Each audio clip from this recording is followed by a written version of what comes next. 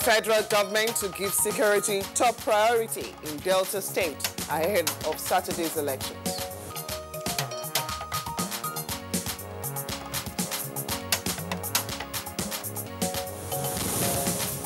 Nigeria Police firms up strategies for governorship and House of Assembly elections.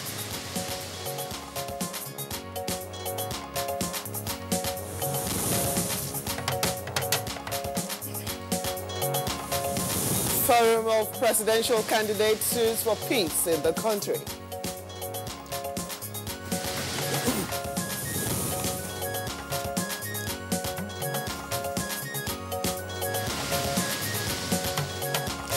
And on Good Morning Nigeria today, our focus is on election returning officers and quality assurance.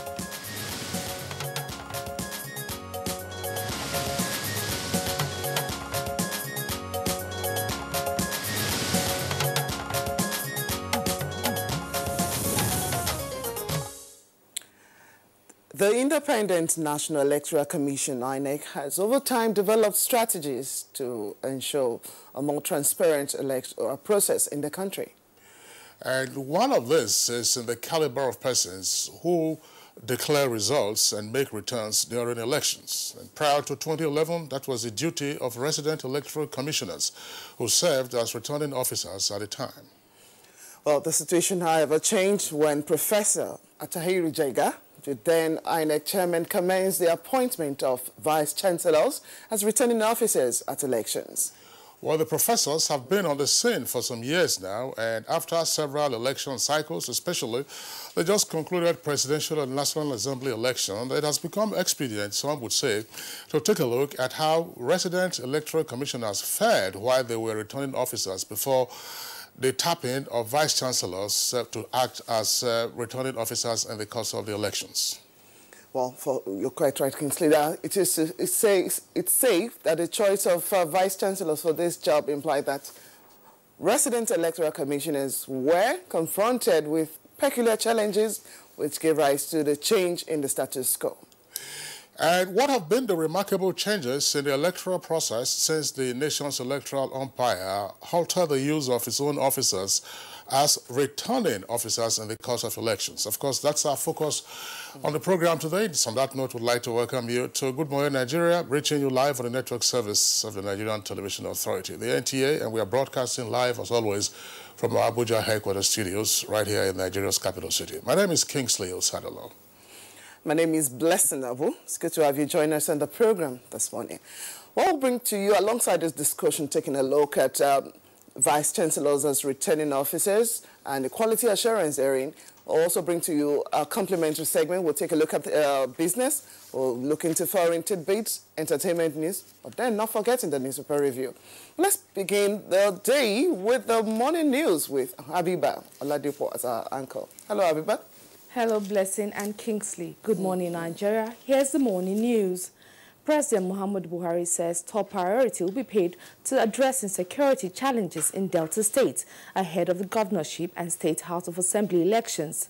The president, represented by Vice President Yemi Oshibajo, gave the assurance in a town hall meeting in Warri. The president's warm wishes to you all, especially to the APC in Delta State, for the very great victory, and I say victory, that we achieved last Saturday here in Delta State and in Nigeria. I think that our chairman has already explained why what happened on Saturday is a great victory. It's a great victory for us, but it's only the beginning, because the completion of that victory is going to come by the grace of God on Saturday, March 9th, when we vote in our own governor, Governor Great Oguru. The Forum of Presidential Candidates and Political Parties has passed a vote of confidence on the Independent National Electoral Commission for conducting credible, free and fair elections despite some human errors in isolated cases of thuggery and intolerance. This was at a media briefing in Abuja. Why can't we use this opportunity instead of lambasting the government, to come together, build government of national unity, bring best brain around the world to build our economy for us. This is what we are saying. Put up infrastructures. This is what we are saying. Nobody can hire us. We are not for hire. Information and Culture Minister has again expressed confidence that the All Progressives Congress APC in Kwara State will record another overwhelming victory across the state in the next round of elections for governorship and state assembly come Saturday. The minister stated this shortly after a stakeholders and party executive meeting in Ilorin, the Kwara State capital. To re-strategize, that's all. So that we will win with a larger margin than the one we won before. That's what we have, we've been doing. We also take the opportunity to reassure our people that nobody should intimidate them. We've been hearing a lot of reports. They have imported thugs here. They have imported. Look, if anybody does so, he will be risking his life, pure and simple. Meanwhile, the People's Democratic Party says it has taken a decision to challenge the outcome of February 23, 2019 presidential elections within the ambit of the law. National chairman of the party, Prince Uche Sekondu, stated this at an expanded national caucus meeting held at the party's national secretariat in Abuja. Seek justice to the last court of the land. Within the law, within the provision of our law, and within the provision of rule of law.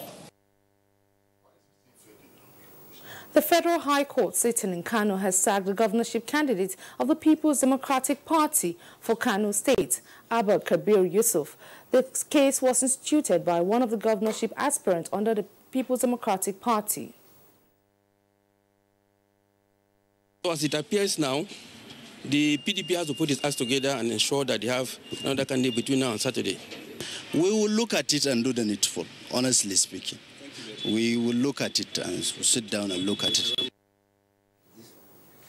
The Acting Inspector General of Police, Mohammed Adamu, has once again assured Nigerians and the international community of his unwavering commitment to work closely with the Independent National Electoral Commission and other security agencies towards guaranteeing peaceful and secure atmosphere for Nigerians to exercise their civic responsibility during the forthcoming March 9th governorship and State House of Assembly elections. The acting IGP gave the assurance at the post-presidential and National Assembly elections evaluation meeting with strategic police managers in Abuja. We shall nonetheless deploy all lawful assets and assert our statutory powers to deal decisively, firmly, and promptly with any person or groups that may attempt to disrupt the process. 16 governorship candidates from various political parties have withdrawn their candidature and adopted Governor Abdullahi Umar Ganduje as sole candidate in the forthcoming governorship election. Abdullahi Mustafa reports that this development is coming on the heels of growing support for the ruling All Progressives Congress in the state.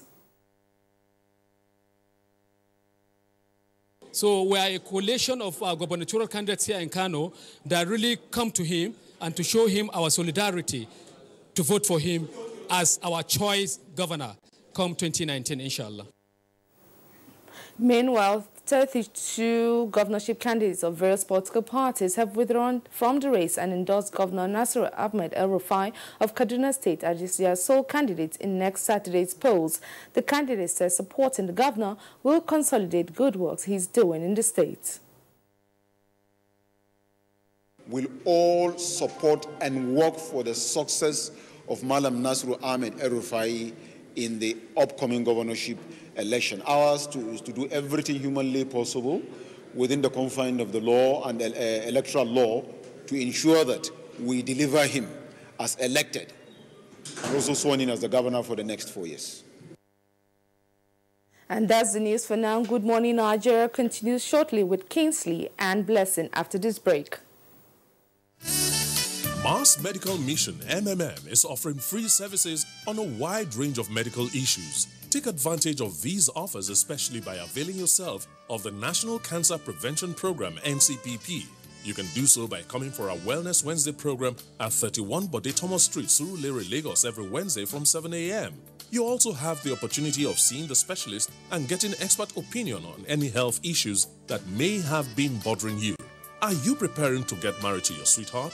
Then we have a pre-marital health program that will help you ensure that you start your married life on a healthy footing. Very important health screening and counseling will be made available for you and your partner. You can avail yourself of this opportunity by attending our pre-wedding Wednesday program from 7 a.m. For inquiries, send a mail to info@pinkcruise.org or log on to www.pinkcruise.org or call 0805-633-4288. Mission Pink Cruise, taking wellness to all. What's up? His friends didn't come. Hey, let's practice. But you're going out. Don't worry about me. Nothing satisfies a mother more than seeing a child grow up. But I know as he sweats, he'll face the risk of germs which can cause skin irritation. That's why you need the new best ever Dettol Cool. Its new advanced formulation with extra menthol protects from up to 100 illness-causing germs and gives your family icy cool freshness. Growing up needs Dettol protection. Sore throats? It's often caused by bacteria and viruses. Feels like they're having a party. You need Strepsils. It soothes the pain, plus it fights the germs with 2 germ-killing actives. Double power in 1 lozenge. Bye-bye sore throat. Take Strepsils. Here you go. Madam. That's it. Those nails are enough. Hi, dear. Helen! You got so much even after spending so little. Savings is such a necessity. You save everywhere, but here, you lose it all. How? With this? Impossible. New Tika Apic 10X. Even after applying up to 1 liter of your solution multiple times, you won't get the same cleaning that Apic gives you in a single round. And the expense? Far less compared to your 1 liter of solution. New Tika Apic. Top in cleaning, top in savings. Getting around heartburn and indigestion can be tricky if you eat too much. Eat food that is too spicy or greasy, or lie down after eating. Heartburn and indigestion could always be around the corner. When they come, be prepared with Gaviscon Double Action. It works within 3 minutes and lasts up to 8 hours. Gaviscon Double Action. Many causes, one solution. Your perfect family is under threat by germs. Infectious diseases are now the world's biggest killer of adults and children. These infectious diseases are caused by germs. They are everywhere. An average human being comes in contact with over 1 million germs daily in unclean water, dirty surfaces, in the toilets, on cuts and wounds, on your clothes. Germs can cause deadly diseases like typhoid, diarrhea, flu, and cough. To protect your family from germs, use the power of Dettol's 1 capsule for surface cleaning in your bathing water, in your laundry water, for first aid to protect your family from up to 100 illness-causing germs. Introducing Dettol Antiseptic Liquid in Sachet for only 40 naira. Endorsed by the Nigerian Medical Association.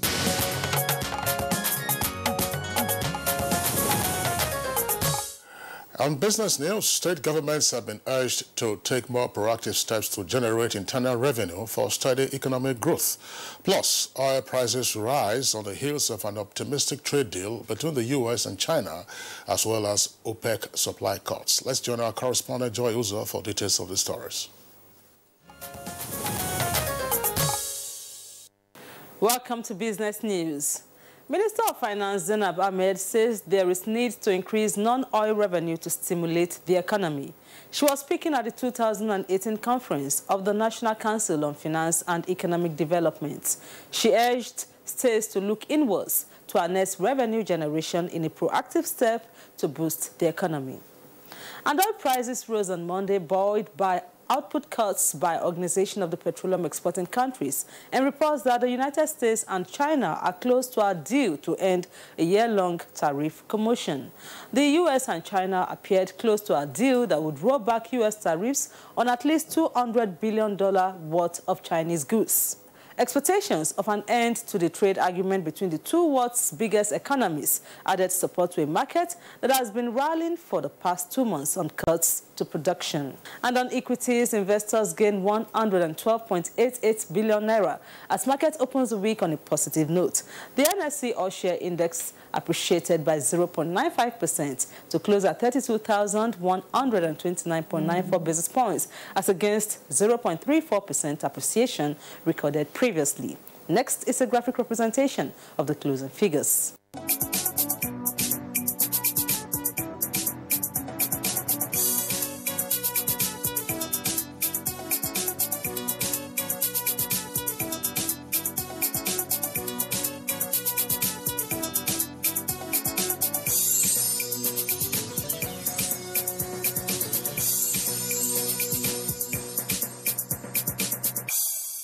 And with that, we wrap business news. Many thanks for your time. I'm Joy Uzo. Bye for now. Thank you, Joy Uzo, for the update on business. Up next for us is a newspaper review.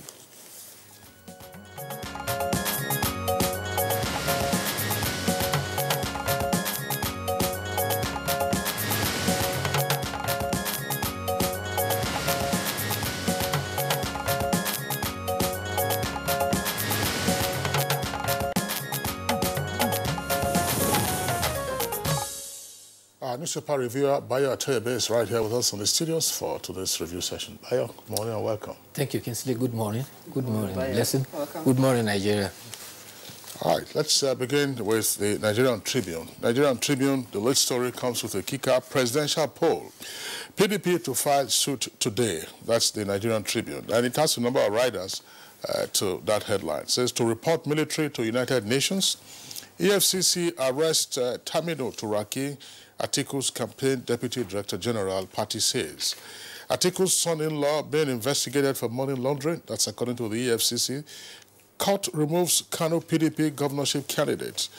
And we shall pay special security attention to Delta. That's according to Shibajo, vice president. Details of the stories can be found inside the paper. And also there, just on the front page, I did not stop Ajimobi from attending Adelabu's rally. That's according to Tinubu. And you have ADC, ZLP, SDP, Adopt Makinde. Details on pages 9 and 12. Plea bargain, that's the kicker.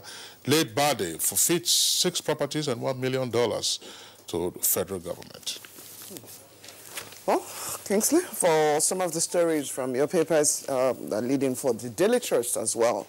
Court sacks Kano PDP governorship candidate. With 2 riders to the story, party appeals ruling, and INEC saying we'll monitor primaries if, well, the conditional statement you find on the inside page, because it continues right on page 5. Okay, just above that, we have the story on late Bade, that Bade's firm convicted forfeit 6 properties and cash to federal government. More details on page 3. Outages as power grid drops to 4,000 megawatts. More details about the story on page 17. Let's move further down the paper, the front page of the Daily Trust. Elections, is the kicker. PDP set to sue INEC APC this week. More details on page 12. EFCC arrest PDP campaign deputy DG, Tamino Turaki. And also the Joint Matriculation Board fixes 23rd that of March, that's this month, for mock examination. Page 10 will offer you details of that. Bayo? Have you coming here? Thank you. The news about the People's Democratic Party ensued from the expanded caucus meeting which was held yesterday. The caucus resolved that the contest that was declared by INEC to have been won by the All Progressive Congress candidate is to be challenged in court. And the party says that the candidate jointly, the caucus and the candidate jointly resolved to go to the tribunal. They also stated that they wish to see the case through to the end, and whatever is permissible within the law to get back what they describe as their mandate. The caucus is to report the role of the military in the petition to the United Nations. During the opening, party chairman Uche Secondos also said that there might be no election in 2023 if military continue to participate during the election. The spokesman for the party also explained that the decision of the court in Kano barring the PDP candidate and directing it to organize a fresh rerun, the party will appeal that decision. He explained that Dr. Saraki and other PDP governors were not present because of their concerns for elections coming up on Saturday. In another development, Governor Samuel Utom of Benue has raised alarm at what he described as plans to militarize Benue. He vowed that the people will resist the plan. However, the All Progressive Congress candidate, Emmanuel Jime, has called for the military presence to protect the lives and property of people. He alleges that thugs were used during the last Saturday's election at Guma, Okum, and Logo local government areas to harass voters. Mr. Jime says that it is ironical that Governor Utom, who has consistently complained about security challenges in Benue, is now against presence of security in Benue. Now, going to Kano, with 4 days to the governorship election, the Federal High Court in Kano has ordered the People's Democratic Party to conduct fresh primary election for governorship candidate. This follows the challenge by an aspirant. The judge, Ambrose Lewis Alogwa, ruled that the purported nomination of candidate Abba Kabir is invalid. Counsel to the candidate says the verdict affects the party and not the candidate. But Daily Trust had also reported that another Kano State High Court, presided over by Justice A.T. Badamasi, had upheld the candidature of the same PDP candidate, Engineer Abba Kabir Yusuf. The court dismissed a suit challenging the PDP's candidate as status bad. So, again, you have a situation where you're having conflicting rulings coming on the same issue. Meanwhile, 323 suspects were arrested for various electoral offenses during the presidential and National Assembly elections of February 13th. The acting Inspector General of Police announced that sadly 2 policemen were killed while some others were assaulted and injured. The IGP, Mohammed Adamu, says Special Electoral Offences Team of the police will liaise with the Independent National Electoral Commission to prosecute all electoral offenders. The Inspector General of Police, who spoke at a post-election evaluation meeting with AIGs and commissioners of police, expressed the readiness of the force to ensure smooth governorship and state assembly elections. He said politicians and others are warned against acts intended to disrupt the election. All right, let's take a look at the stories on the front page of the Daily Sun newspaper. Lead story says March 9 elections. IGP, that's the Acting Inspector General of Police, talks tough over governorship polls, warns politicians against disruption and breach of the peace. That's the rider to that headline. Details of the story can be found on page 4. There's conspiracy of silence. That's according to the PDP, with the rider, Obi thanks Nigerians for their votes. And the story already discussed by Bayo. Court nullifies Kano PDP governorship primary. What does the rider say? I remain candidate, says Yusuf. Details on pages 4 and 5. Tough decisions necessary to lift Nigeria. That's according to the Secretary to the Government of the Federation on page 9. Okay, let's take a look at some other stories. Okay, I think most of the stories are what we have taken already, except for likely going to the editorial now. Let's take a look at the editorial. Maximizing the contributory pension scheme. A fresh insight into the contributory pension scheme has reignited the debate on its operations. Bayo. Yes, you recall that the contributory pension scheme was introduced, I think, 2004, and it has been on. But the editorial is that less than 15% of the Nigerian workforce are actually participating. It says about Nigeria has about 70 million workforce, and only about 8.41 have enrolled. And he said that from indications from the PENCOM indicated that as of December 2018, there were only 4.29% of people of the whole population of Nigeria that were registered. Yeah, it has challenged the private sector and particularly state government. For the private sector, only about 200 persons have indicated interest to register. For the states, only 26 of the 36 states of the Federation have taken steps towards starting the compulsory pensions scheme. So, and the editorial is enjoying Labour to take initiative to enforce the interest so that state governments that employ Labour will take the issues rule. And also, emphasis is on the rules by the PENCOM, particularly they have strengthened the rules guiding the fund administrators to further secure the scheme, and this should instill more confidence in people subscribing to the scheme. However, the challenges still remain. Of only yesterday or so, PENCOM came with a pronouncement that in future it is going to make provisions for people to be able to withdraw from their savings to take care of their health challenges if it so arises. Well, and that should be looked into, because sometimes you get to see these long queues of elderly workers, at least who have spent a good time, the good age, being on the queue for whatever it is, like patents. And at the end of the day, you get to hear different stories. Most of them even die, or some of them actually die on such queue. So I think there should be some inward movement to see what can be done to actually draw, like you have already pointed out. And also, part of the editorial is saying about some of the states being culpable in not making this contribution very effective. And those are some of the areas that have been raised. Some other challenges are sometimes even the deductions are made, but they are not remitted to PENCOM. Exactly. That is one of the big challenges. Because if between 2004 till date, just this abysmal low number is what we still have, then it's rather unfortunate. Although PTAD has been able to take care of the accumulated pension, particularly under the old pension scheme, but still a lot of efforts needs to be made to make the scheme quite viable, so that at least people will have confidence.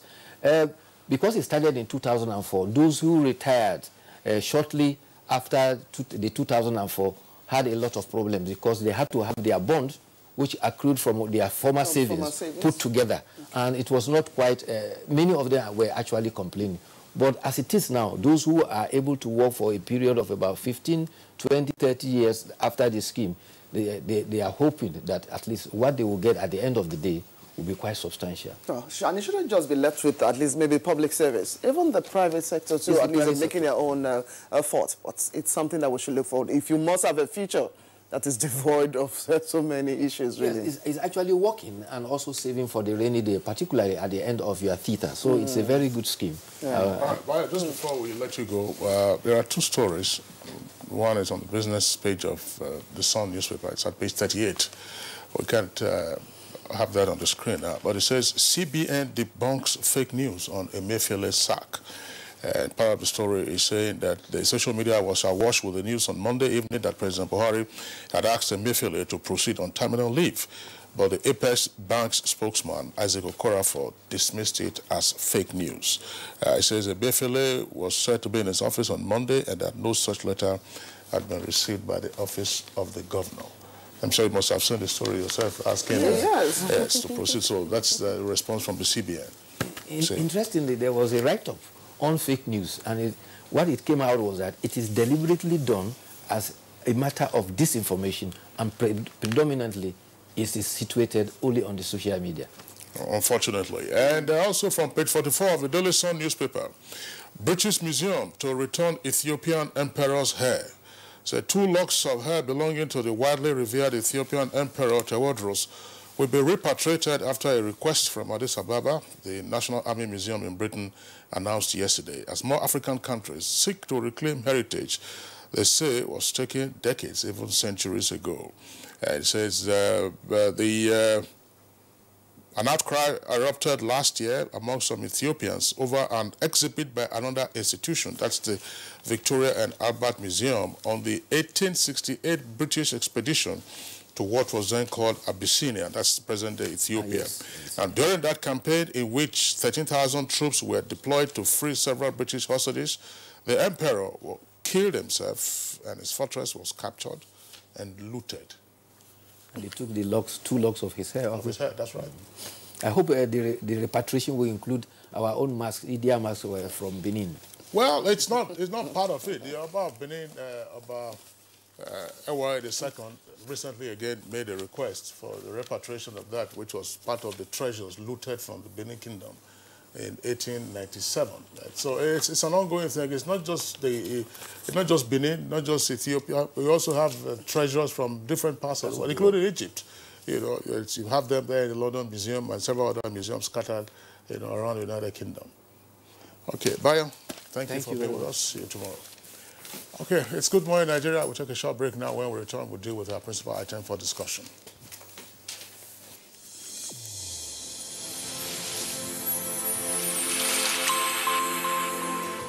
A new edition of TV Guide is out with special focus on the role of the media in election coverage. Exclusive on the National Broadcasting Commission, its mandate as the sole regulator of Nigerian media. Dr. Toba Daba then and Ishak Modibo Kawu now.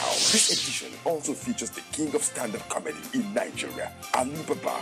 NTA standards to be ready for election transmission after decades of abandonment. Find out from the DG transactional elections in our political space. An evil wind that blows no good. DG, National Orientation Agency Cosmos. TV Guide, your indispensable companion, x-rays the impact of social media on electioneering process as electorates present their expectations from incoming government. Meet some TV professionals behind the screen and other inspiring stories in sports, entertainment, and lots more. Grab a copy at the vendor near you or NTA stations nationwide. TV Guide, your indispensable companion.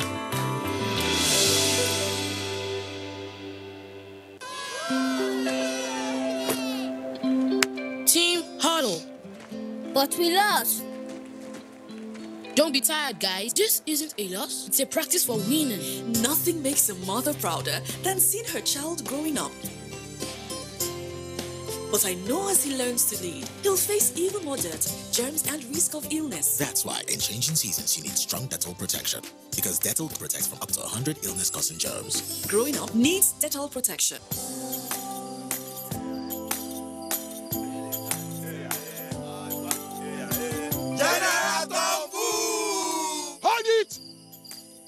Me, I don't cover my hand from oil bunkering.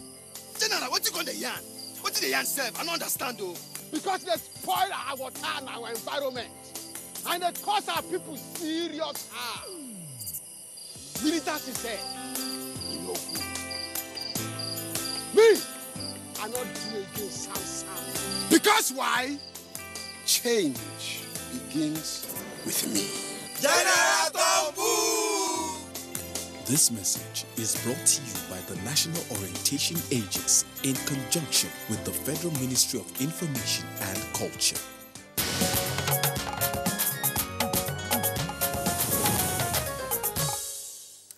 Welcome back. If you just tuned in, the program is Good Morning Nigeria, showing on Africa's largest television network, the NTA.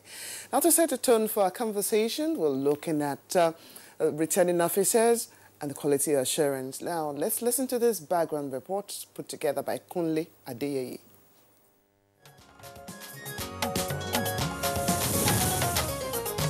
In the course of Nigeria's electoral journey, different policies have been introduced by the electoral umpire to make the process more transparent and credible.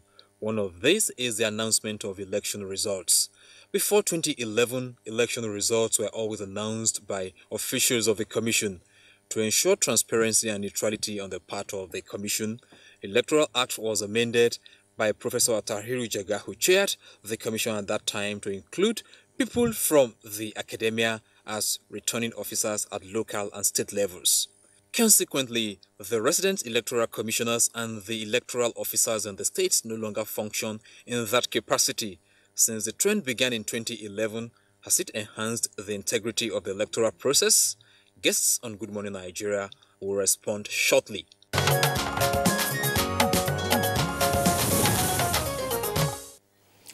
We have guests with us on the studios here, as well as at our Just Network studio. Let's welcome Ezenwa Wango, who is a regular guest on Good Morning Nigeria and is chairman partners for electoral reform. Ezenwa Wango, pleasure to have you with us this morning. Good morning.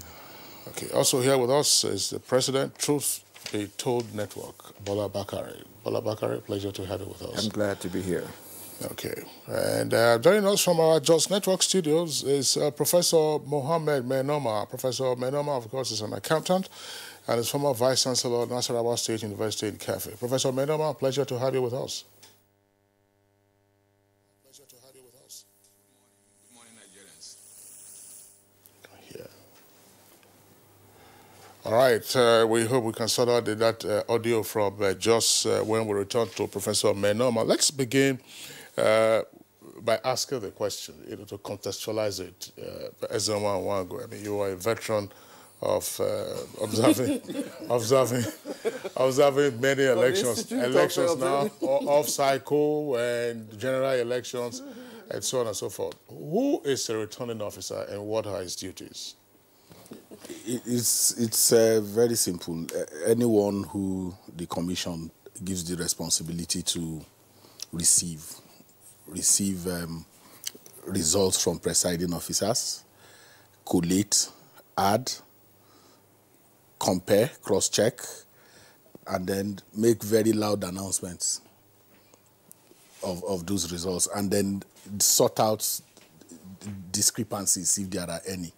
And then enter those results into relevant forms. There are EC40, EC8, EC8, several of those forms. Impute those returns from the presiding officers into those. So it depends on the election. For the national election, of course, the chief returning officer, as we know, is Professor Mahmood. In the states, that will be the resident electoral commissioners. Down that line, then the EOs, so over a period of time, as you know, there is now an infusion of other people who may not necessarily be staff of the commission, who have been also drawn in to assist in these functions. Add, cross-check, collate, sort out discrepancies, and make announcements. All right. Thank you. Bola Bakari, what's your take on this? That's the role of a returning officer in an election.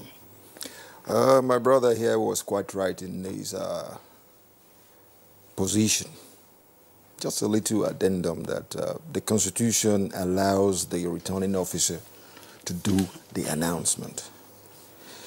The announcement of an election result should not be in tandem with what we normally get from a PU station. Like at a polling unit, a PO will have to announce that, okay, in this polling unit, this and this are the results. That is just an announcement. It is the returning officer that gives credence to the result by saying A is the winner and B is the loser. So basically, without overflogging it, his own concept of what an RO is quite apt. So what is expected of this, of the character and the character of this individual who is the returning officer in the process, especially when other variables are concerned? The rule of the game is, and what we pray for, is a free, fair, and credible elections. That I call semantics. The human factor now comes to bear. And that is where disparities do come in. The normal returning officer is a Nigerian like you and I. He's an imperfect human being. But if we now look at all the parameters that he has to work with, there are instances where we do have discrepancies, maybe from his person, from his inadequacies, from his incompetence, from his timidity. You know, those factors, I guess we're going to flog today because we want to look at what makes up an arrow. And it's huge, it's wide. Without, I don't know when we're going to throw the questions, but if you oblige me, I'll go ahead with it. Like right now, the comment we just got, it's known fact that the erstwhile INEC chair said, okay, let me bring in people from the academia. My kind of person will sit back and say, why are you using the academia? Well, I wouldn't fault him because that is his own constituency. But at the same time, if you look at that, based on the fact that we are looking for people who are non-partisan, we are looking for people who are credible, we are looking for people that are cerebral, at the same time, we have to look at them, that these people that are so used to campuses, you now bring them into the madding crowd. Can they manage it? Honestly, from my own point of view, I'll make it 50-50. Okay, for whatever it is that could have made that crowd out there a maddening one, something must have prompted Professor Atahiri Jega to look into this community of academia? That's right. Okay, I think first is that for Anaro would have to swear to an oath of neutrality.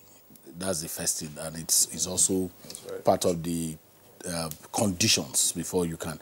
So that understanding is that, yes, but you are being called to be professional, really. So why did we have to go to the university? Why did you outsource? Because that's the point.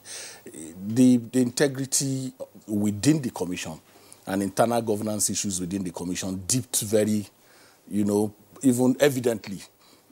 1999, 2003, 2007, the winner of that election himself came out and said, yes, thank you, INEC. I know you awarded this to me, but this process is really, really flawed. So in thinking, and then you were going to vote in many places, if you still remember, people were going to vote and announcements were being made, that was the situation that we saw in 2000. All of us, within, outside, were scandalized by that. And so the thinking then was that you needed an intervention to shore up the integrity of the process. That was the reason to start looking out. But like Kingsley, like anything in Nigeria, an intervention becomes a bureaucracy. Something that is meant to just solve a problem, and then we nearly now has institutionalized that process. But it has its own challenges. The first challenge is that election is not an all-comers affair. There are people who the state pays money, trains, does all that is necessary for them to perform this job. When you put them aside and assume that a professor of biotechnology, who perhaps just minds his business, and then you say, okay, he's, because he has integrity, and then you do a crash training.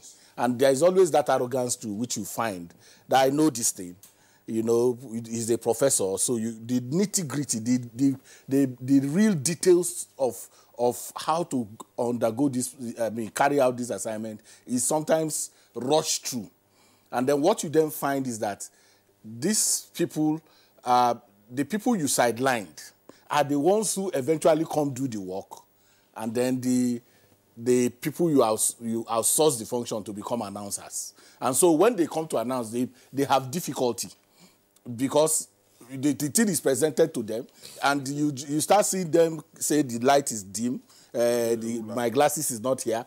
All of those things are reflections of the fact that they didn't have connection with that material at that. They didn't have connection with that material at that point in time. So what I think is that, yes, we thought at that time that we needed to show up. So what did we do eventually? Once we sidestep a problem, we naturally will sidestep a problem. The internal governance issues were not effective. So within the next few years, okay.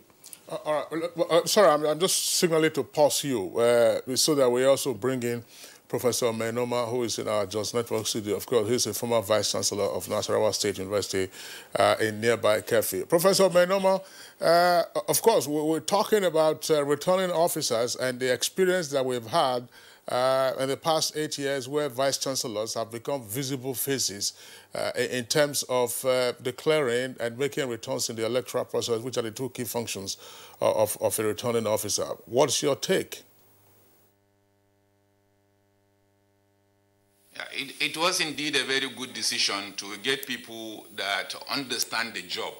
The whole idea of collection, if you is looking at those figures that come, add them up, and then announce a result. First of all, you need somebody that understands the dynamics of putting together things. You realize that vice-chancellors must have worked at least 20 years in the system putting together results. You find out that they are in a position to actually put together those results correctly, because it is something that they've been doing for a very long time. They understand that they do a lot of judgments as to which is correct, which is wrong. they look at the scripts clearly and then put them together, question 1, question 2, question 3. That has been the business they have been in. So it is just normal that you find such people that understand the dynamics of addition, the dynamics of collection, and the neutrality that is involved in the system. Because as students, you are making their scripts, you need to be neutral, you need to be very objective, and also ensure that what you are presenting is true and fair.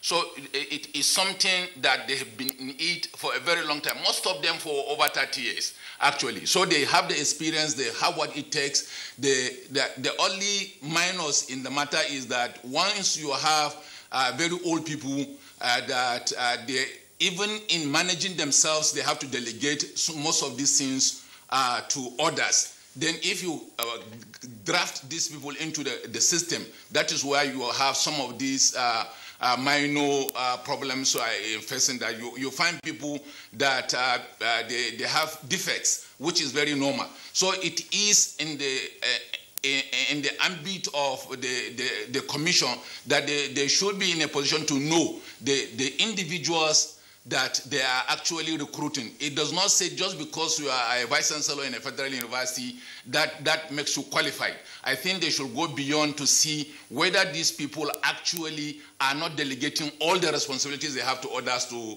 do for them. Well, stay with you, Professor Menoma. Of course, you have the Committee of Vice Chancellors. While you were a member of that committee, was this a matter that always came up? And if so, what was the direction of the conversation? Was there some excitement that Vice Chancellors are now part of the electoral process, or that is an added burden on account of some of the challenges that we have seen in 2 or 3 election cycles? In fact, most of them don't want to be dragged into the matter because they just see it as a national assignment, that at that point in time, there is the confidence that they're in a position to do it. So they take it as national assignment, as a service to the nation that they must offer. If not, they will prefer to have their peace, actually.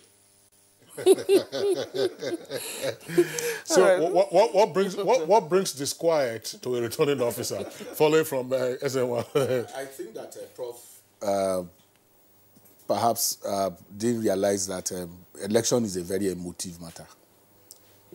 In the university, the vice chancellors and the professors are alpha and omega. So they sit down, if they do the calculation, even if they are wrong, who challenges them? Okay? So you go to Senate, you apply all of those processes. This is a different thing. People's lives are involved in this. So what he calls minor can become the reason for conflagration of crisis. So it's very, very important that we realize, and that's the point that I make. And the reason I say this is because the way I saw in our war, for instance, in some past election, we were traveling to Owo, and then the police stopped a vehicle, and the person who was there was a professor who was going as a returning officer somewhere. He had the bags and the things that they gave him, the sticker to paste on his car to show that he's going on election duty were all in that bag. Many other things. The police held him down. We came. He said he's going for election duty. And I saw the bag. You know, I saw the bag. And I said, so he was arguing with the police. I said, Prof, can you open this bag? Your sticker is there. Your sticker is in there.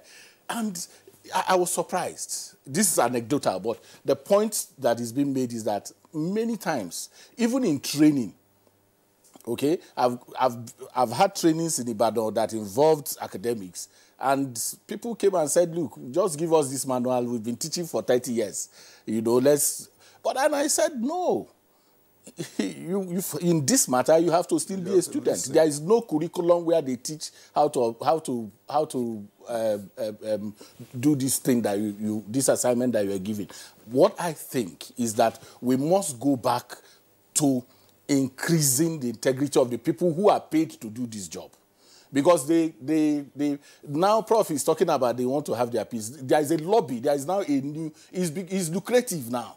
There's even a lobby to be part of those who will do this job. So it's not as it used to be.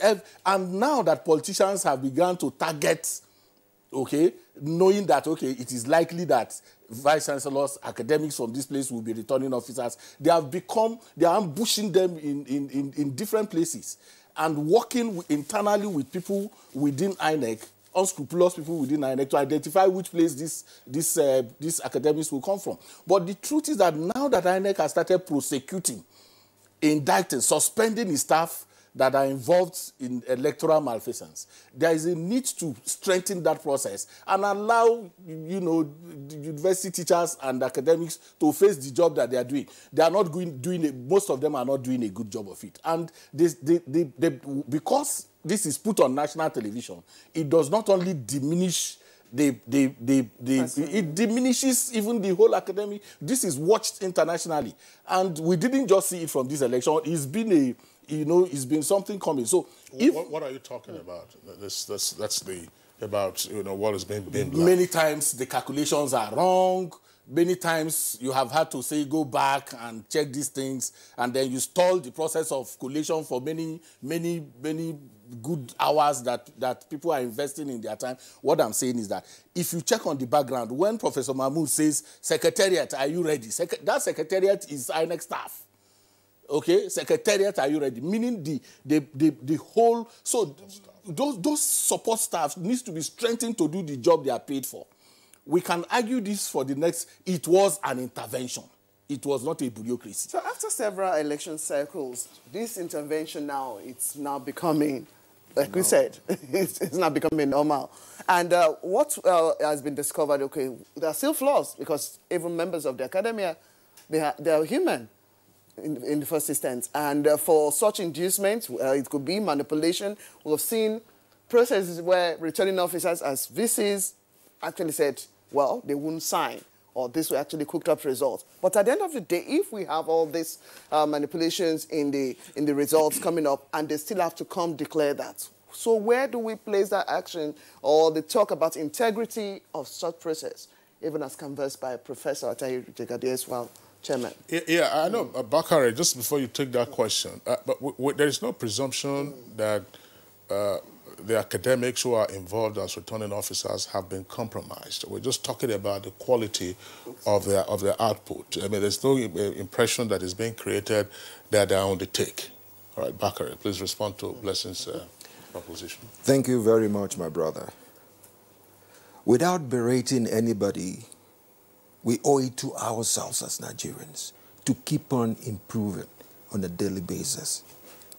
Life in itself is a work in progress. So basically, one of the highest determinants of our life, which is electioneering that gives us democracy, we should attach a lot of importance to it.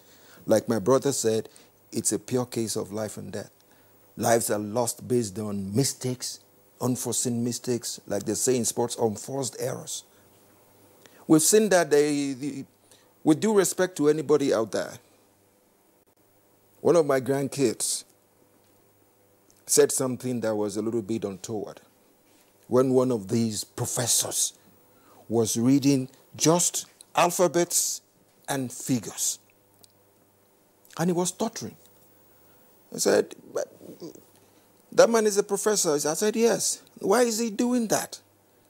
You know, the onus is now on us to now look at it closely. It's not a general situation. It's just one in many. That how come somebody of his status can now read A, 23, AA, 24, ABC, 25. All it takes is just to run through. It's called a spreadsheet. You don't have to go at it from the top. All you do is, the baseline is what you just read. That is all. And when that becomes difficult, it becomes, with due respect to ourselves, it becomes a little bit of an insult that, is this man a professor in an ivory tower? Is this man the kind of person that churns out our kids from the universities? It puts a lot of questions on the table. But what I think we should be doing as we speak is we should try, while we're still using them, we should try and protect them some more. Because honestly, my group, we discussed what was wrong with that man on that particular day. There is something that is called motive. For everything that happens to a human being, there is a motive somewhere. Is he scared? Was he intimidated? Is somebody waiting for him out there to say, if you don't do what I told you, you're in trouble? Because somebody of his status, something might have knocked him out of shape. What knocked him out of shape? And that is where, like my brother said, we need to improve on it. But unfortunately, the moment we now turn a case study into an institution, we have a problem. Because right now we're believing that once you're from the ivory tower, you're good to go. In most cases, they don't want to listen. In most cases, maybe the staff of INEC might have been a student maybe some years back. So basically, he wouldn't talk at his professor. He'll probably keep quiet and say, excuse me, sir, here it is. You can go ahead. He'll say, not to worry, I'll take care of that. But unfortunately, they are not taking care of it.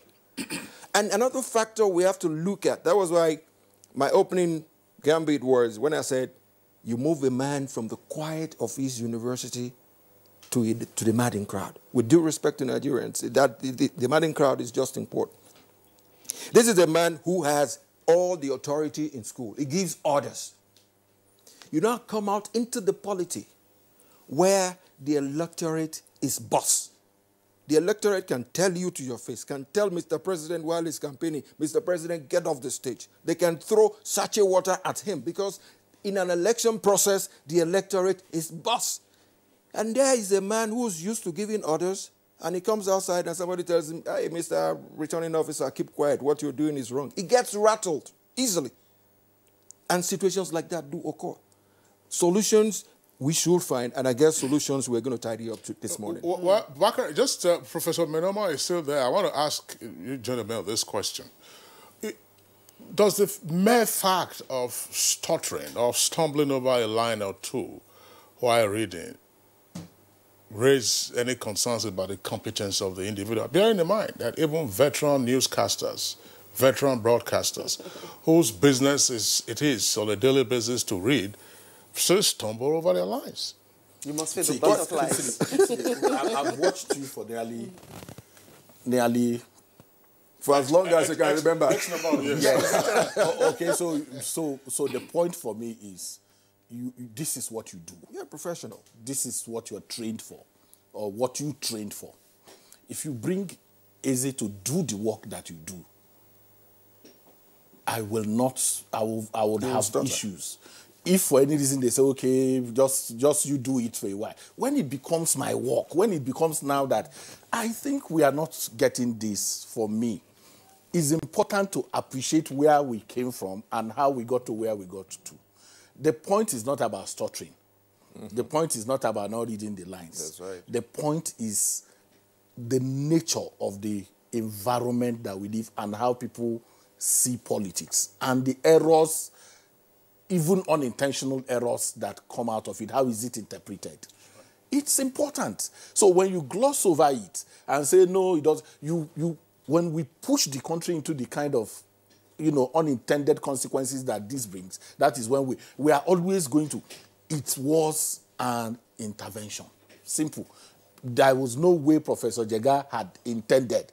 Your opener talked about it being mainstreamed into, it was not there. It's not in the Electoral Act. It was an administrative convenience to help a bad situation at that point in time. Mm-hmm. And so it is not in any way undermining, the work, the sacrifice that people make. That's not it. But if this work is not your own, you need to help after you have helped, and it is help. Support. After you have given that support, we need to go back and say, there are people who we pay money, who are salary. Those people also have some inconvenience right now in terms of the relationship between them and this, if you permit me, this meddlesomeness. They have a sense of, these people are taking our work. I think we need to go back there. What you need to do is engage INEC staff and ask them what they really think about they can't say that. They can't say that. Of course, which is not to say that we have never had INEC staff appear on Good Morning Nigeria. We have the directors, deputy directors, and recs. You know, no, they won't tell you that. Who appear on Good Morning Nigeria. But let's return to Professor Menoma in our Just Network studios. Professor Menoma, I mean, quite clearly, when Professor Jega, the then INEC chairman, introduced the novelty, as it were, of vice chancellors as returning officers for governorship and presidential elections, you know, there seemed to be a new wave of appreciation of the eggheads who were emerging from the ivory tower. But listening to what our guests have said this morning, plus, of course, some other accounts, is it necessarily the case now that perhaps on account of the performance of some of the returning officers in national elections, particularly the presidential, which is beamed live almost globally, that perhaps the academia is now suffering some reputational harm? No, you see, the issues are not put in perspective. First, they should understand that if you are talking about knowledge management, it is not that anybody that you see is a professor, that is what he solves. He knows that as the more he knows, the more he realizes that he needs to know more. So the issue of learning is a continuous thing to a professor. He understands that there are grounds that he doesn't know nothing about, and he is willing to appreciate our understanding. And so also, it is also a fact that the vice chancellors don't issue order. If you see where there are contentious arguments, there is no place like the university. So it is not a fact that because he is used to giving orders and people just take the orders, so if he finds himself in that kind of environment, he finds himself in an odd place. No, there are a lot of arguments, in fact, more serious arguments in the universities than you have outside. And the behavior of the students is always more maddening than the one you find in the political process, unless you don't really understand the university system. Then coming specifically to the issues of integrity that you have, you will find that I, for one, will not say that I want a system where this kind of thing should continue. In fact, I would prefer a situation where the people that are going to do it are not known. That you just decide at a point of the election what category. You can bring judges, you can bring other people, that let it not be that there is a particular persons that you know that are the ones that are going to do this particular job. So that if it is going to be on a different arrangement at all points, it is better for the system, because the fears that people are raising, that these people can be compromised, or that there are certain things that can be done, but it is also not good to leave it in the hands of the people that are permanent in INEC. Professor Menoma, still with you. Let's take a look at what Nigerians are already describing as an anomaly too, from what the academia is trying to look into. Now, for every election year or pre-election year, you get to see the community, that is the community now, that is the school community, actually going on strike. And you get to see the situation where, okay, maybe some few days to election, such strikes are called off because your members want to participate in the electoral process as well as returning officer, or in whatever capacity that you're being asked to look into. But then, if we have such contribution from you, looking at the same government, in quotes, not that you are kind of up against, and the same process is now being taken, okay, come and supervise this, or come and take a look at what you could do in this regard. Now, people are wondering, if you claim that is the community of Vice Chancellor or the intelligentsia now, you can actually stand in this direction. Well, while not actually disparaging anyone in that capacity, how do you reconcile the kind of integrity and the credibility to what you're bringing on? If the job which you are given to do in the first instance, teach, train, and bring up this particular group of students as against your other national assignments, how do you balance all of that? Let's take a look at that area. Yes, thank you very much. You see, the whole idea of the election management is also part of the community service that professors and intellectuals are supposed to perform. It is not different from a part of the three major issues of teaching, research, and community service. This I consider also to be community service. But what is very clear is that the professors that you're talking about, vice chancellors, are never on strike. So you should not look at it. If you hear strike from the universities, it is only the unions. So the vice chancellors are never at any point in any strike. So they do not participate. They are always on duty. So the issue of calling off strike for them to participate in this exercise is not there, because they are never at all in any strike. Well, you might not be going on strike, but still your members actually, some of them serve in that area. So what Nigerians, or some Nigerians are actually looking at, why would you not serve in other capacity beyond coming to do this as returning officers or in other area? Well, Mr. Ezenwa earlier said something about election not being an all-comers affair. That is to say, not everyone can actually preside over this, right?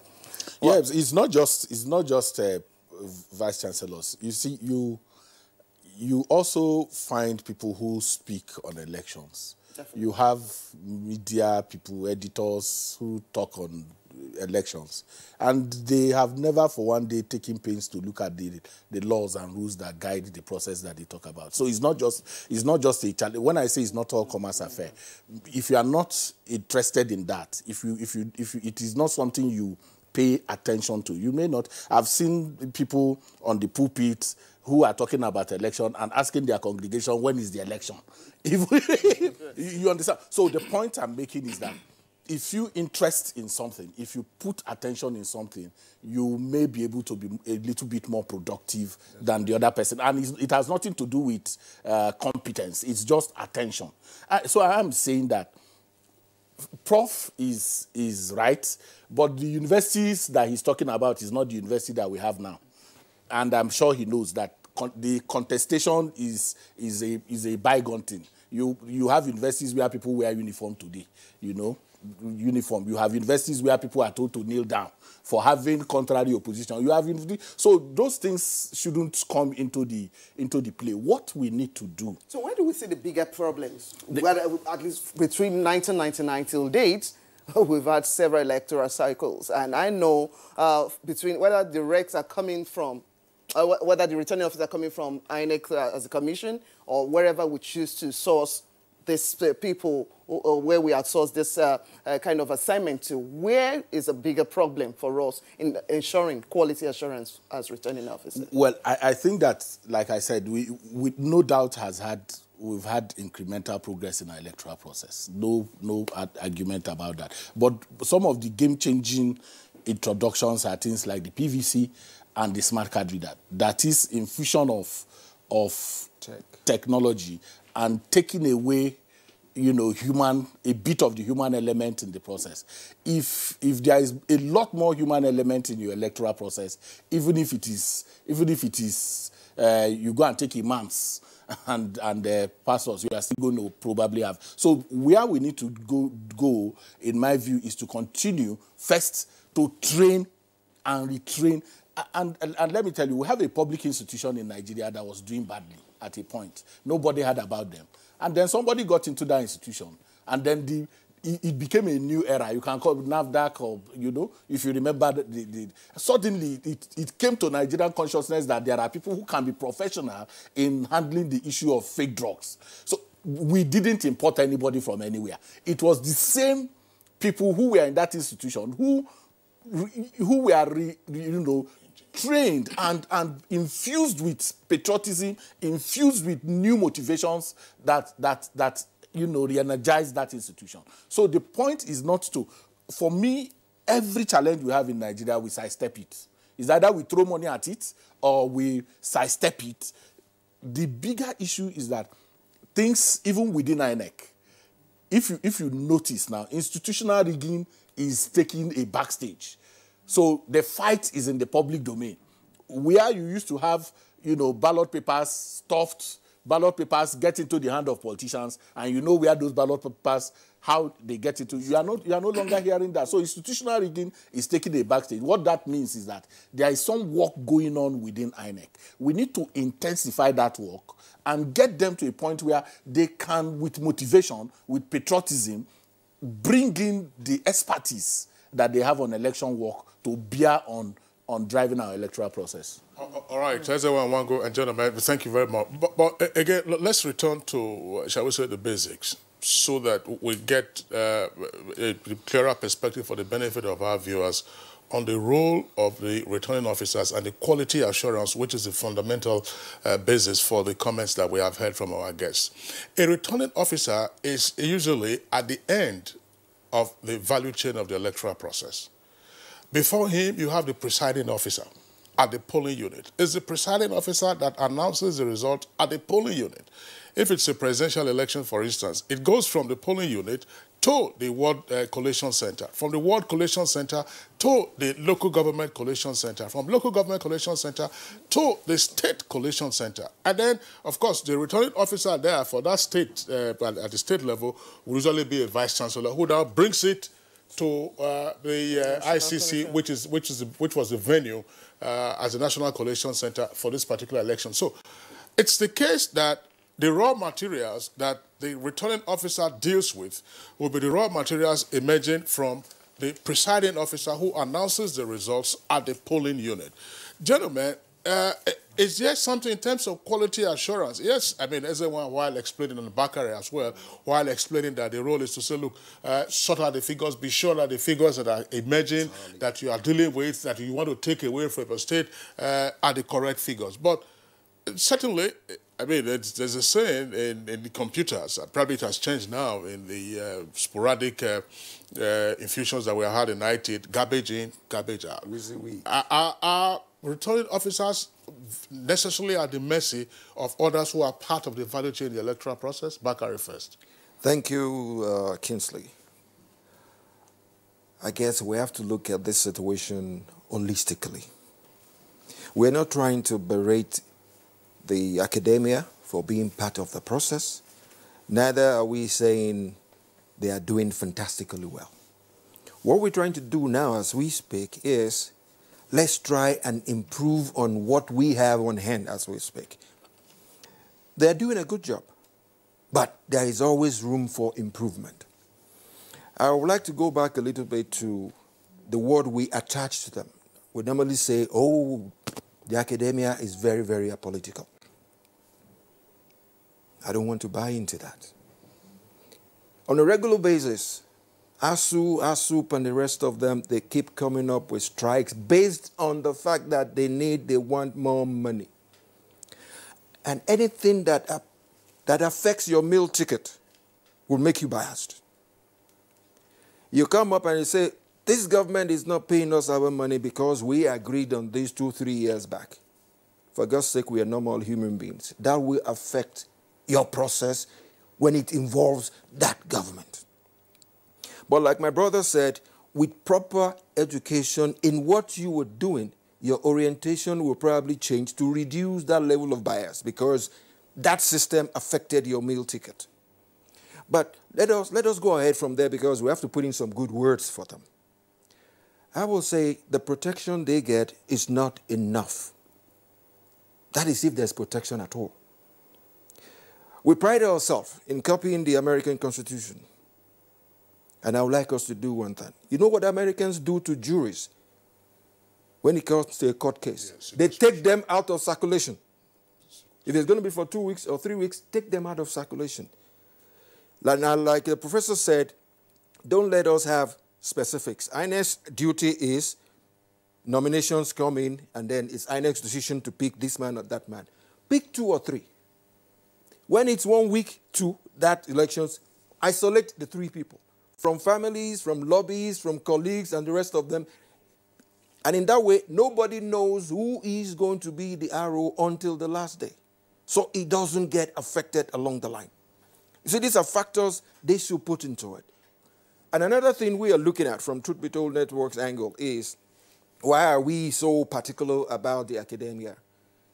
There are some other services of government that are more political than the academia. People are saying these days that the military shouldn't be part of our electioneering process because of their attitude and their job designation, protecting Nigeria as a whole against internal and external aggressions. But I now look at it because when I looked at what has happened to a few of these ROs and INEC staff, they've been abducted, some have been found drunk, some have been intimidated, some have been beaten up. And I'll look at it that there is another a political group that you can't do most of those things to. But unfortunately, most Nigerians will go against it. But from our own perspective, we looked at it. We looked at the situation of a military man being a returning officer. If you kidnap him, you've kidnapped a time bomb. You cannot intimidate him easily. You cannot threaten him because he thrives on threat. He is solid. But the thing is, people will think he is bringing in a force that is beyond the ordinary. I am telling you one thing, the average politician or the electorate, the followership in politics are very, very hard human beings.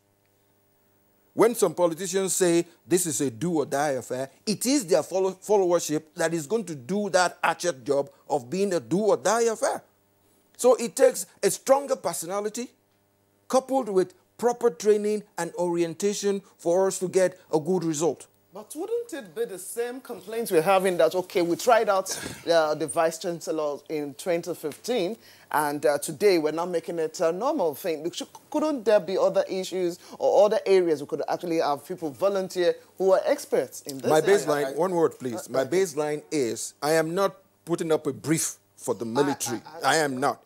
What I am saying is the element of political intimidation, aggression on these people, on people from the academia.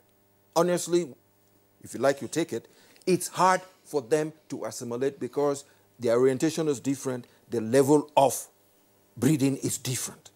I'm only putting the military as a contingency that we might as well look at them too as being a factor. I think we can think. I think there is no penalty for thinking. That's right. So it's something we can continue to explore, but there are challenges with that. I know. The commander-in-chief angle and how the military is structured in terms of instruction is also a big challenge. But there is no, like I said, this is novel, and a lot of thinking can go into it. But the thinking for me is that even if this intervention is going well without any hitches, it is not enough justification to retain it. Why? Because there are people who you push into some level of redundancy. Election is a 4-year activity. That's right. Okay? And then the period in which they need to bring out all this investment in them, what the donors throw into training in INEC, all of those things, we are supposed to reap the benefits. Investment. I'm just coming. Yes, because when we make, I don't want the argument to be that we want them out simply because there are a few.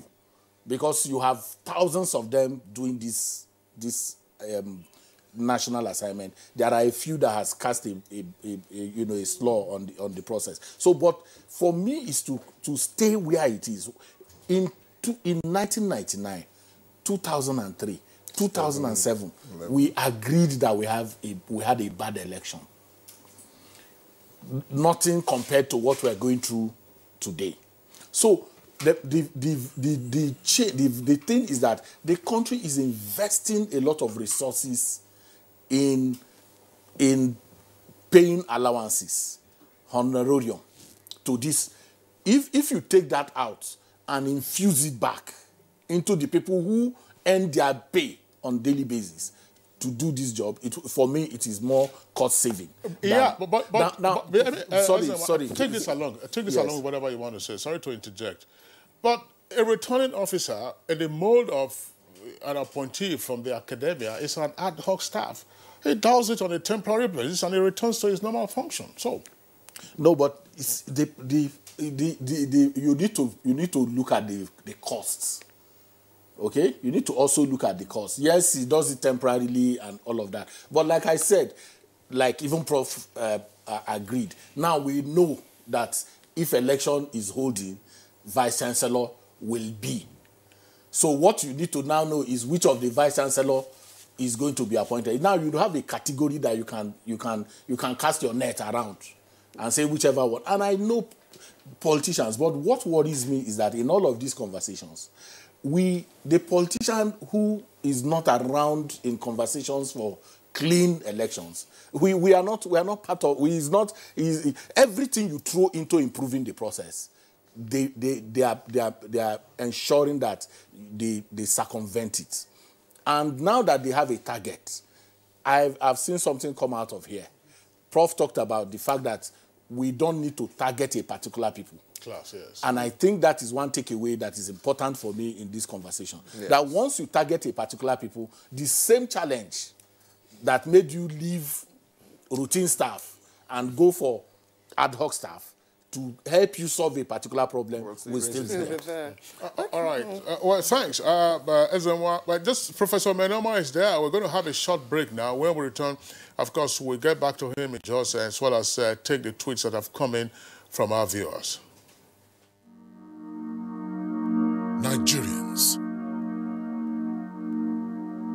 Suicide bombers are not spirits. They are not ghosts. They are human beings like you and me. They live amongst us. They are your neighbors. They are your friends today, but terrorists tomorrow. So you must know your neighbor now. Security begins with you and me. Know your neighbor. Be vigilant. Be security conscious. Report suspicious persons, objects, and movements to the police and other security agencies. The security of our nation is a duty for you and me. If you see something, say something. Nigeria, unite against terrorism. This message is brought to you by the Federal Ministry of Information and Culture.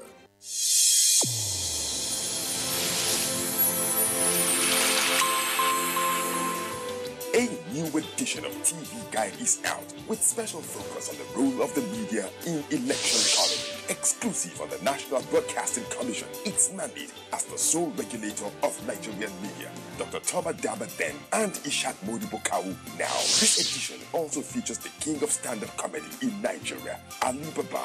NTA standards to be ready for election transmission after decades of abandonment. Find out from the DG transactional elections in our political space, an evil wind that blows no good. DG, National Orientation Agency Cosmos. TV Guide, your indispensable companion, x-rays the impact of social media on electioneering process as electorates present their expectations from incoming government. Meet some TV professionals behind the screen and other inspiring stories in sports, entertainment, and lots more. Grab a copy at the vendor near you or NTA stations nationwide. TV Guide, your indispensable companion.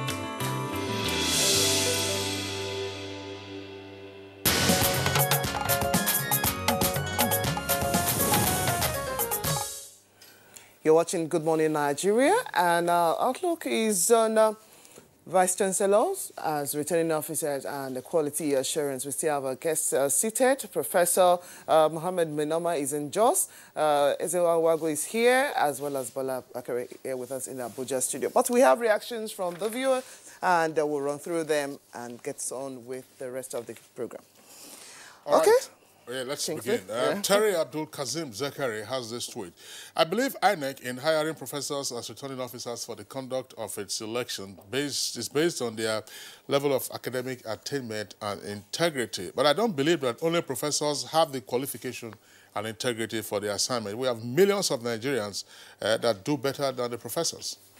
This tweet is from Hamad Ibrahim Idris. It says the hiring of professors is to promote integrity of the general election, and INEC has protected its job by doing this. It's another one there from Hamad. Yes, They just coupled that with this. All right. INEC has an independent body. As an independent body, has done a wonderful job. Free, fair, and credible election was conducted across the country. This clearly shows that INEC delivered it. its mandate. Democracy is all about dividend, and I wish the governorship will also, as the governorship election, will also be good as the general elections. Akeju Olagbaju tweets, INEC should identify non-partisan but seasoned administrators, both in the public and private sectors, with high level of integrity.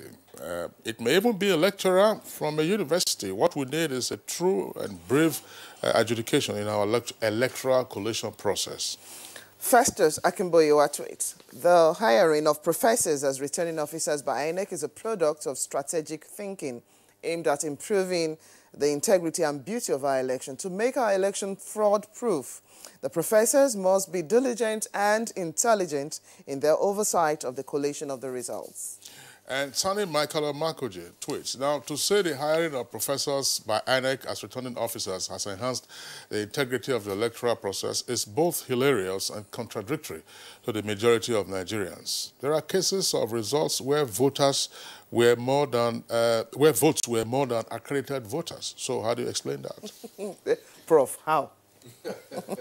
Okay, Ibrahim Moduaji says INEC ad hoc staff recruitment is quite lousy, that allow people with motive interest to get recruited as returning officers. Collation officers, especially as SPOs, POs, and APOs, INEC need to be tedious or rigorous in their recruitment to get rid of those people. Ibatibi Zekeri tweets, said, no doubt the use of professors as returning officers has improved our electoral process, but integrity is not peculiar to that particular group. Abdul says some professors are only by name. Their performance in the previous elections left much to be desired. Some of them couldn't come to terms with their conscience while reading the reports, probably because they have compromised. Akeju Olagbaju tweets, frankly speaking, if INEC chairman is the chief returning officer at the national level, why strip INEC commissioners at state level to be returning officers? Chris Simeon says many professors are dancing to INEC's tune. This is because he who pays the piper dictates the tune. And Josh, that's this tweet from him. It says the hiring of vice chancellors by INEC doesn't add any credibility to the integrity of the process. Go to higher institutions and see their lack of integrity. Usman Bani Kantu says that the engagement of university dons as returning officers to enhance integrity of results is okay, but the challenge always comes from collation at the ward, local government area levels where influential politicians tend to change the outcome, hence the need for fine-tuning result transmission process. Stanley Ogoigbe tweets, now INEC should extend the job of returning officers to other groups of professionals in Nigeria. The professors have not lived up to the expected standards. Protection is essential but not key. Integrity is key to the job. Law Alpha C agrees as well, said INEC should look for people of impeccable character and not necessarily professors. What is required is not academic prowess. DW, that's the Twitter handle, says, being a professional, in my view, is not a panacea for integrity. Integrity is a state of mind. Have you not seen even an illiterate exhibiting integrity?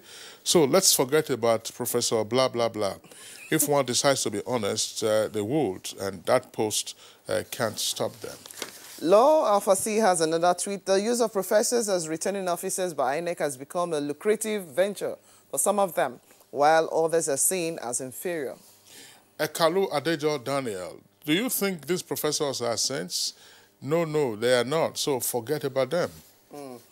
Stephen tweets, many of those professors are induced with money to declare fake results during elections, so in the process, you see them fidgeting. We have no proof of that, by the way. Yes, let's just add that Mohammed, caveat. okay. Mohammed Satomi tweets, for me, hiring professors and universities vice-chancellor doesn't add any ingredient to elections in Nigeria. So, well, those are the tweets that we're taking in the meantime. Let's return to Professor Menama. Professor Menama in our Just Network studios, former Vice-Chancellor of Nasarawa State University. Of course, you'll listen to some of the tweets that have come up there with a lot of barbs, being thrown at the academics. But still, there's a recognition of the level of community service that the professors render. Your point with regard to not particularizing a class of persons for returning officers has been very well noted and amplified by Ezenwa Nwagu. From your perspective, what else do you think can be done, considering that, you know, a returning officer ultimately is at the end of the electoral value chain? He receives the final collected results, makes a declaration, and makes a return of somebody who's been elected. Is this a job that you think professors should be continue to be engaged in?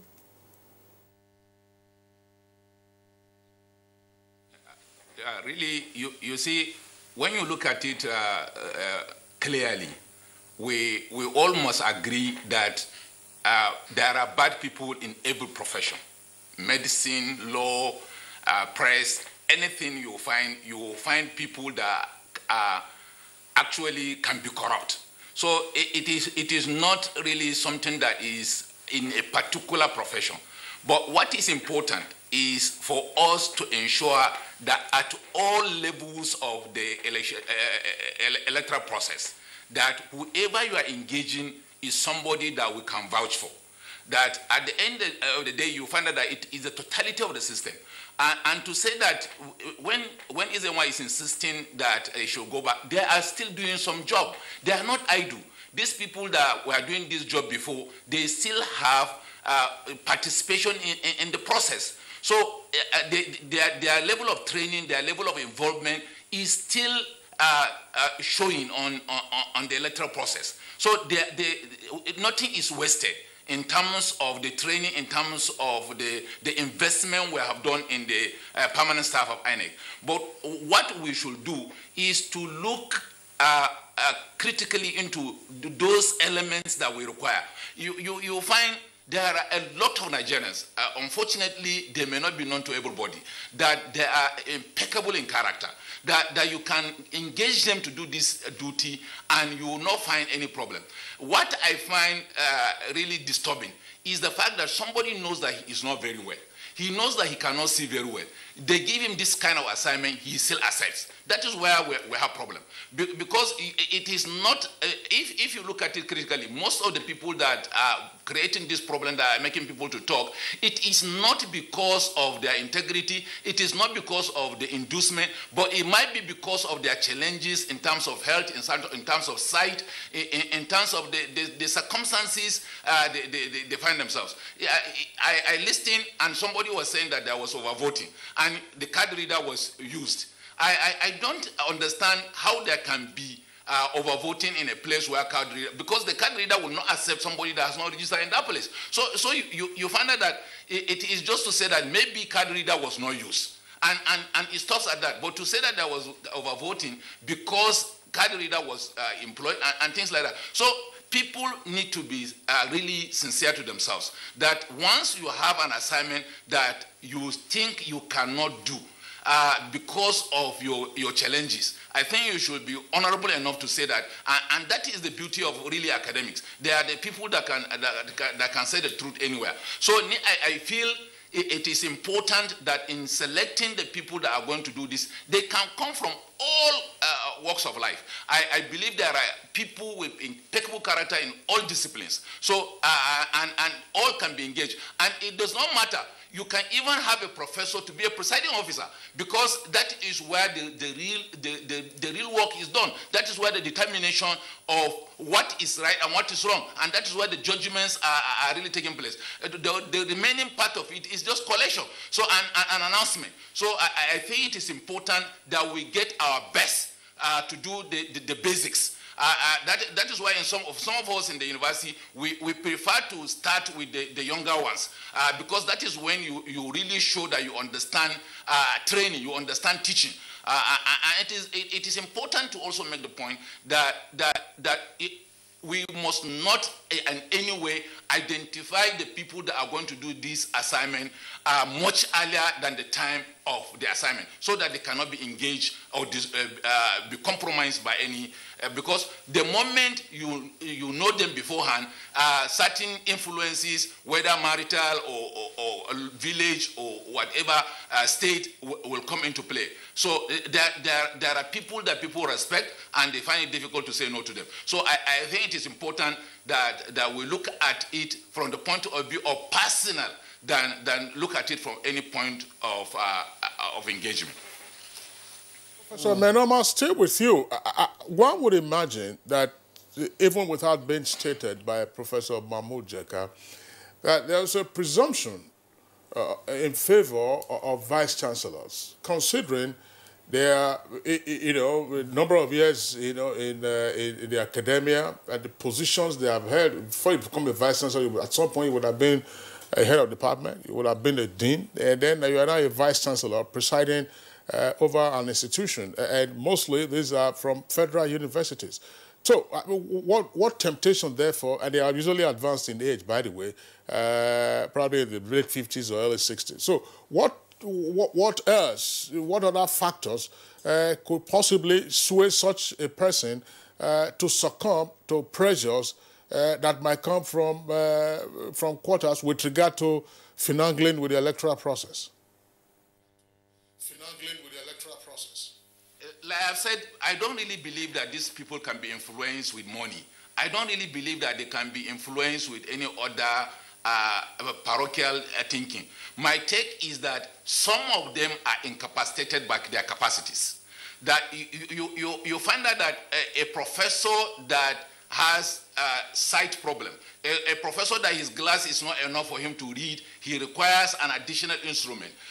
Such people may, and because of also their age, you'll find out that some of them might be weak after staying the whole night trying to do this collection.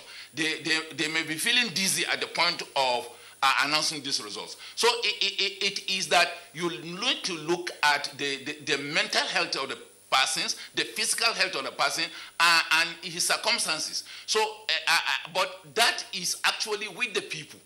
Because they are themselves, they know their capacities, know those things they can do. Some of them may not actually be in a position to go into the rigors of this exercise. And they are used to the comfort of their office, the comfort of their homes, that they may not be able to come and do. But if you find somebody that say, yes, I agree to do this job, and I have the capacity to do it, I think you cannot find better alternative than to use the professors. All right, thank you very much, Professor Minoma. Let's get back to the gentleman here in the studio. Now, this interface between town and gown, of course, it's something that is encouraging in whatever dimension we want to take it.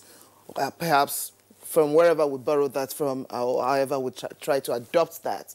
Now, this interaction is great, but to better the process in its own self, like we've already pointed out, we've had circles of elections in the last 20 years, or at least this is the 20th year of our democracy. There could be some things we need to actually build on with this community of either vice-chancellors or wherever we choose to draw this ad hoc staff from. Ours is to ensure the quality, or at least to assure the quality. So where and how do we begin to build, to make use of this area of expertise from the academics? I think we need to get away from stereotypes, which is something that we do often. So for you to be the chairman of EFCC, you must come from a security, you must be a security agent, or you must come from a particular. All of those things inhibit the capacity of those institutions to explore and grow. The bigger challenge for us is what Prof has identified. And Kinsley, you nailed it. The arrow is indeed a quality assurance fellow. That's what he is. So if what is coming from below is fraught with a lot of challenges, and this incapacity of the person's capacity comes to bear, then you throw up a process that eventually disrupts everything that we have done. And if you consider how much we are throwing into elections and see value for money, you begin to think that we can think differently. And that thinking is what we need to do. We need to have a multi-stakeholder engagement around elections. Every time you have elections, you need to have audits. You need to bring people and say, we've been doing this thing. Have we done well? If we've done well, we tick that one and say, is going well. If there are issues, the whole idea is to think through it. So if you ask what next do we need to do, what we need to do is, for me, internally within INEC, the electoral officers will remove somebody who is trained to do the job. Trained, and then on election day, you come to the place and you find people who are saying they were trained and their name has been removed. So you put somebody who is not trained to manage the card reader, and the person, after 1-2 engagement with that process, says, oh, he's not working. So for me, it's internal governance issues. And I think I am saying that the INEC staff, the EOs, the AEOs, we train presiding officers, but the EOs are shielded away. And the election operation is in their custody. So when they decide to do things with it, they put these professors in very difficult situation. So we need to take a whole stream of conversation around election. And that is why in watching the vote project that we did, we are calling for immediate election audit to look at these things from a more broader, holistic point of view. For people who are election enthusiasts, for people who work in the process, the media, all of us who oversight this process will need to come into a room and look at these issues. While you are still at this, can the appropriate agencies be also infused into the process? I mean, there were reports of EFCC officials going around during the course of the elections. Is it possible that, fine, assuming we're not going to deploy fully electoral officers from within the commission, get ICPC and EFCC to play their oversight incognito, so that by the time you pick up, a few persons and use them as scapegoats, that becomes a deterrent to bad behavior? Would that help? Yeah, I agree with you. Well, my challenge always is that you also create another ritual, and also create what we know in our country, that once election is coming, people will start lobbying within the FCC to be the ones to go and do that job. And from that basis, everything. So the bigger conversation for me will be, we want a clean election. Mm-hmm. If we want a clean election that is imbued with quality, what we need to do is to say, first and foremost, the stakeholders in the electoral process, the EMB itself, the Electoral Management Body, security agents, where are they in this? Because if you have Interagency Consultative Committee on Election Security functioning and detailing its assignment very well, which includes to deal with some of the issues, then you don't need to outsource to one EFCC and all of that. The EFCC is not in the access. So you see, like I keep saying, once we have a problem, we throw something into it. And many times what we throw into it creates its own problem again. That's true. That's true. That's and Bakar and perhaps Professor Menoma. Now, ultimately, even in quality assurance, the goal is for clean elections. We have seen a number of reforms that INEC has undertaken, and to an extent, persons agree that these reforms, have tended to make cleaner our electoral process. But where in the election value chain now do we still have the major challenge? How susceptible are returning officers to manipulation or to threats or to outright disruption of a clean election? Bakari first and then back to. Thank you very much. It's really good for our democracy that we're going through this kind of discussion on a day like this. At least a few days before an election comes up. But from my own angle, we've been able to look at stakeholders and participants. And from the angle of Truth Be Told Network, our best set of people are the ad hoc staffs, made up of people from all walks of life. 1. 2, INEC staff can easily be pigeonholed. We had a case like that with our process when Nigerians and political parties were saying Mrs. A is related to so and so she shouldn't be here, irrespective of the fact that our position, our status demands that position. That is why I want to play down on INEC staff, because the moment they are known, it becomes easy for them to be compromised. But with ad hoc staff, with what I said earlier, like in consonance with the American jury, you train 5 people for which you will need 1 person at the end of the day. And that 1 person is isolated. Proper training is important here. Access to lobbyists for them, you negate it. It gives us a man who is ready to do the job. You see, if you're scared and you're told that, excuse me, you're going to be out of circulation for 3 days. If you're timid, you will say, no, I don't want to do that job. Leave me alone. I want to stay at home. Then we'll look for another alternative because we already have 5 ad hoc staff on ground. So look at all those, like my brother Ezenwa said, there are institutions that gets corrupted along the line. There are situations that if we don't tinker with it properly, somebody throws a spanner in the works. But in this case, if we have a situation on the ground where our man Friday is going to be known 24, 30 hours prior, and then 24, 30 hours afterwards, it's done and gone. That is the way I think we can protect the process. Though basically, we need to fine-tune the process. It's a working process. It has to go on a regular basis, on a daily basis. Within 4 years, I guess we will achieve where we're going to. All right, Bakari, thanks.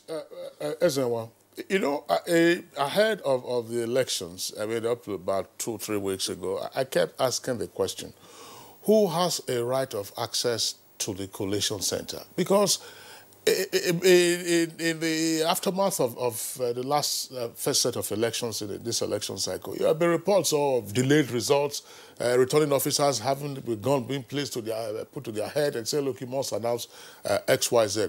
Who are those that ordinarily should be precluded from having access to the final point where the returning officer, you know, is having to deal with the arithmetic, make his declaration, and a return? Kinsley, a lot of things play in the security agents have access to collation center, accredited security agents. Observers are also accredited sometimes to collation.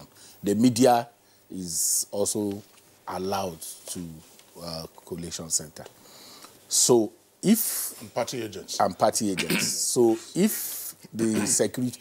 Once you see a dereliction of duty on the part of security agents, because if the gun is pointed on the head of a returning officer, the person passed through a process to get to the returning officer. If you come to INEC or wherever that collation takes place, miles away there is a barricade.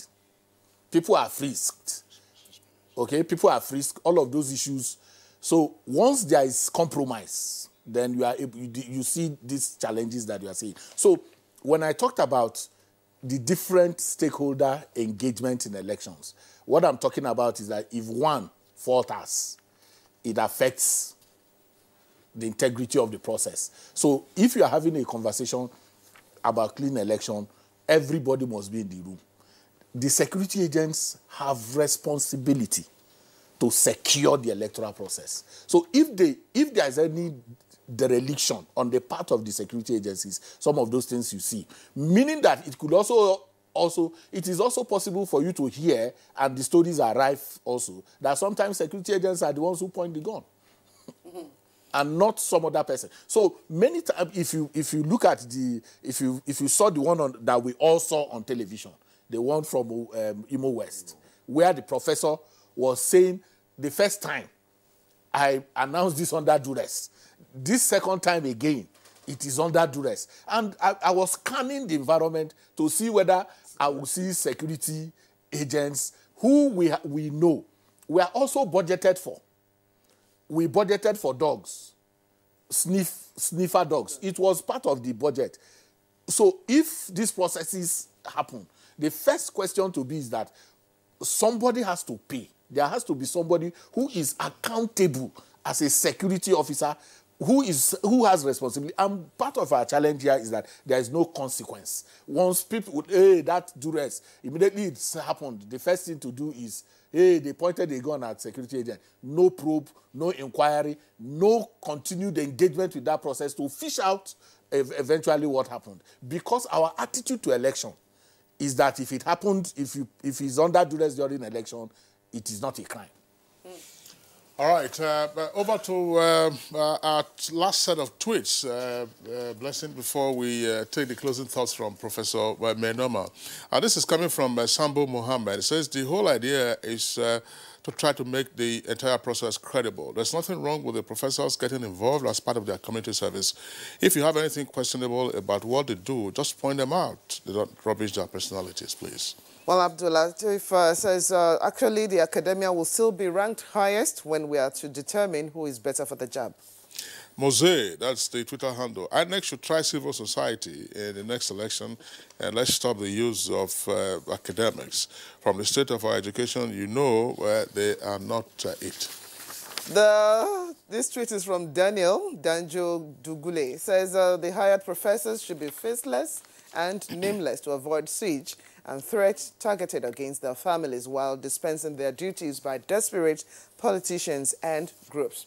Those are the last set of tweets. And Professor Mohammed Menoma, in 30 seconds, I hope you can do that. Your closing thoughts on how we can actually dip in this process and get the best from whoever or wherever we're getting the returning officers from.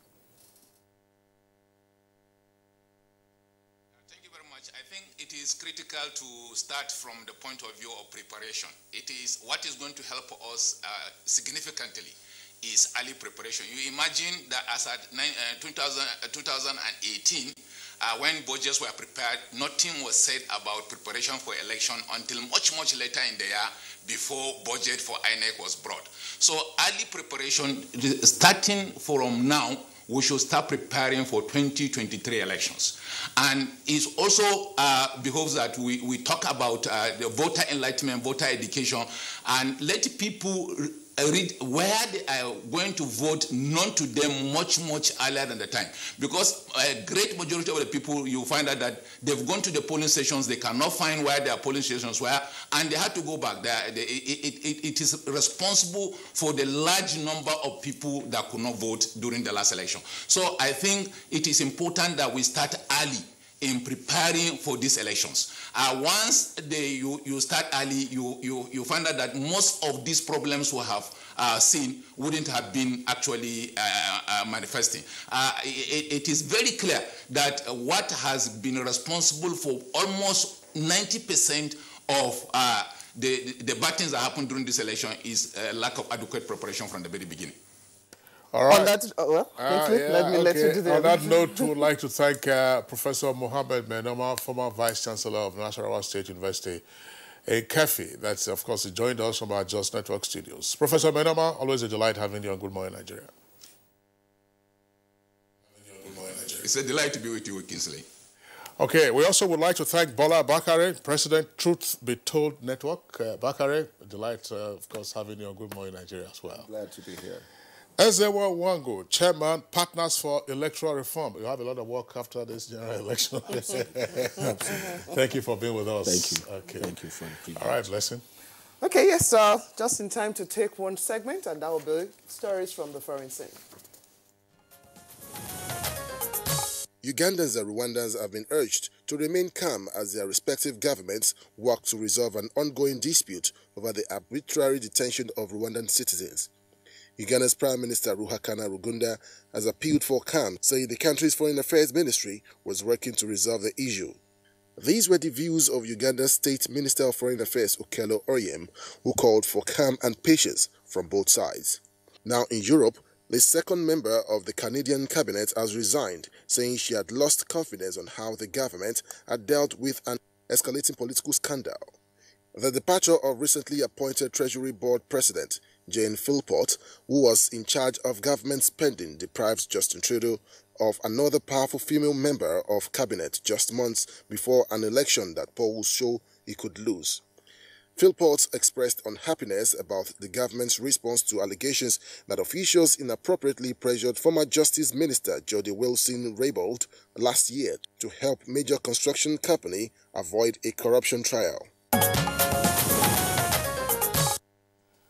All right, so that's it for us on Good Morning Nigeria today. We'd like to thank you for tuning in. We're back tomorrow, same time, 7 o'clock in the morning. Until then, do enjoy the rest of your day. I'm Kingsley Osadolo. I'm Blessing Abu. Have a great day.